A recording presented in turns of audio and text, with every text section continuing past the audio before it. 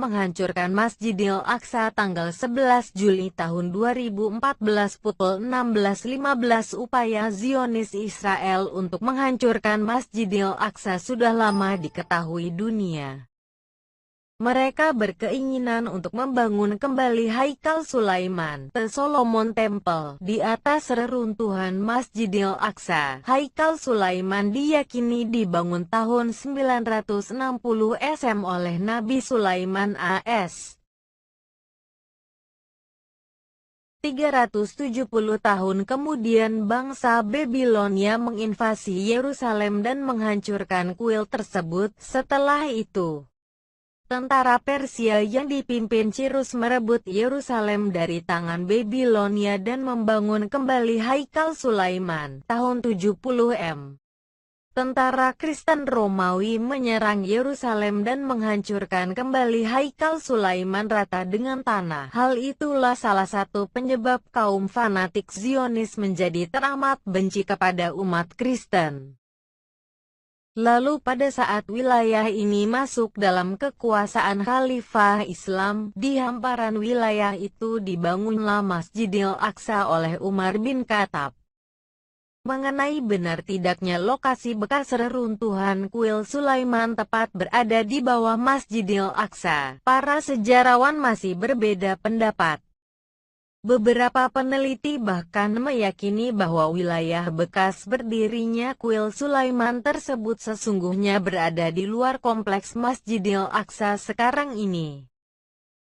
Masjid Al-Aqsa pada awalnya adalah rumah ibadah kecil, tetapi telah diperbaiki dan dibangun kembali oleh Khalifah Umayyah Abdul Malik dan diselesaikan oleh putranya Al-Walid pada tahun 705 Masehi. Setelah gempa bumi tahun 746, masjid ini hancur seluruhnya dan dibangun kembali oleh Khalifah Abbasiyah Al-Mansur pada tahun 754, dan dikembangkan lagi oleh penggantinya Al-Mahdi pada tahun 780. Gempa berikutnya pada tahun 1033 menghancurkan sebahagian besar Al-Aqsa. Namun 2 tahun kemudian Khalifah Fatimiyah Ali Az-Zahir membangun kembali masjid ini yang masih tetap berdiri hingga kini. Dalam berbagai renovasi berkala yang dilakukan, berbagai dinasti kekhalifahan Islam telah melakukan penambahan terhadap masjid dan kawasan sekitarnya, antara lain pada bagian kubah, fasad, mimbar, menara, dan interior bangunan. Ketika tentara Salib menaklukkan Yerusalem pada tahun 1099, mereka menggunakan masjid ini sebagai istana dan gereja.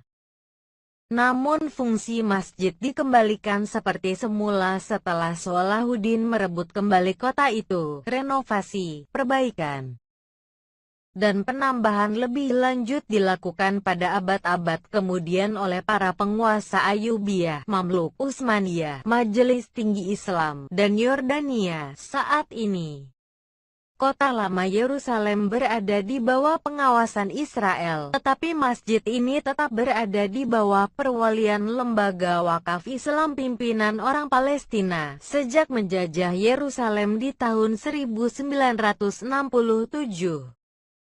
Kaum Zionis selalu berupaya merusak Masjidil Aqsa. Tahun 1969 sekelompok Yahudi fanatik berupaya membakar masjid ini. Pembakaran Masjid Al-Aqsa pada tanggal 21 Agustus tahun 1969 telah mendorong berdirinya organisasi konferensi Islam yang saat ini beranggotakan 57 negara. Pembakaran tersebut juga menyebabkan mimbar kuno Salahuddin Al-Ayyubi terbakar habis. Dinasti Bani Hashim penguasa kerajaan Yordania telah menggantinya dengan mimbar baru yang menurut banyak sumber menyatakan bahwa mimbar itu adalah buatan dari Jepara Indonesia. Cita-cita kaum Zionis Yahudi untuk membangun kembali Haikal Sulaiman terus terpelihara dengan baik di dalam memori bangsanya. Ketika gerakan Zionisme Internasional menyelenggarakan kongresnya yang pertama di Basel, Swiss, tahun 1897.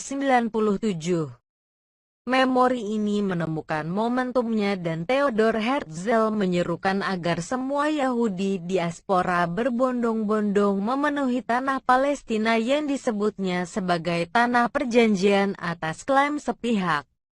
Kaum Zionis ini mengatakan bahwa di bawah tanah Masjidil Aqsa inilah Haikal Sulaiman berdiri, sebab itu mereka mengatakan tidak ada pilihan lain kecuali menghancurkan Masjidil Aqsa dan kemudian membangun kembali Haikal Sulaiman di atasnya. Bagi kaum Zionis, Haikal Sulaiman merupakan pusat dunia dan pemerintahan segala bangsa. Dalam keyakinan Yudaisme yang sesungguhnya telah bergeser jauh dari Taurat yang dibawa oleh Musa AS.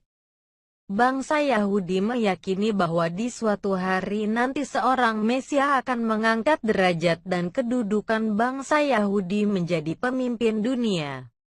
Namun hal ini masih menjadi perdebatan utama di kalangan Yahudi yang pro-Zionis dengan yang anti-Zionis. Bagi yang pro-Zionisme, mereka menganggap kuil Sulaiman harus sudah berdiri untuk menyambut kedatangan Mesias yang akan bertahta di atas singgasananya. Sedangkan bagi kaum Yahudi yang menolak Zionisme, justru Mesias sendirilah yang akan datang dan memimpin pembangunan kembali Haikal Sulaiman yang pada akhirnya diperuntukkan bagi pusat pemerintahan dunia. One World Order. Sekarang, tentara Zionis sudah secara terang-terangan hendak menghancurkan Masjidil Aqsa. Mereka tidak lagi mengeluarkan dalih macam-macam.